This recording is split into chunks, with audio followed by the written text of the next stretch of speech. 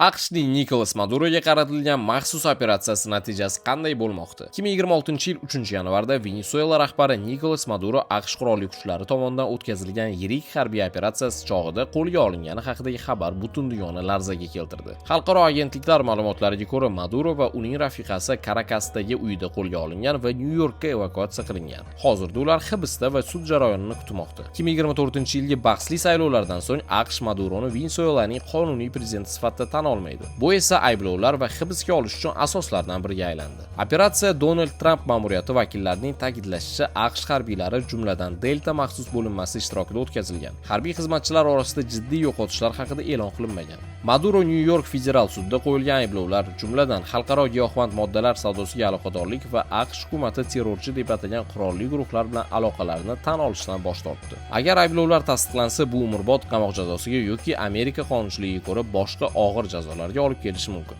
Venesuela rasmiylari, ya'ni amaldagi prezident Delsi Rodriguez Washingtonning harakatlarini qoralab, ularni tajovuzkorlik va suverenitetni buzish deb atadi. Shunga qaramay, AQSh o'tish davrida mamlakatni vaqtincha boshqarishga tayyorligini bildirdi. Maduroning bosib olinishi esa xalqaro miqyosda keskin reaksiyaga sabab bo'ldi. Xitoy zudlik bilan ozod qilishni talab qildi. Lotin Amerikasining ko'plab mamlakatlari esa keskinlashuvdan chuqur xavotir bildirdi. Bunga parallel ravishda bir qator davlatlar, misol uchun Shveysariya, allaqachon Maduro va uning atrofidagilar bilan bog'liq aktivlarni muzlatishni boshlagan. Ekspertlarning ta'kidlashicha, bunday operatsiya suveren davlatning ishlarga aralashishning misli ko'rilmagan holati bo'lib, mintaqaviy barqarorlik, xalqaro huquq va energetika bozori uchun uzoq muddatli oqibatlarga olib kelishi mumkin. Siz esa bu operatsiya bo'yicha qanday fikrdasiz? Javobingizni albatta izohlarga yozib qoldiring va boshqaruv.uz ga obuna bo'lishni unutmang.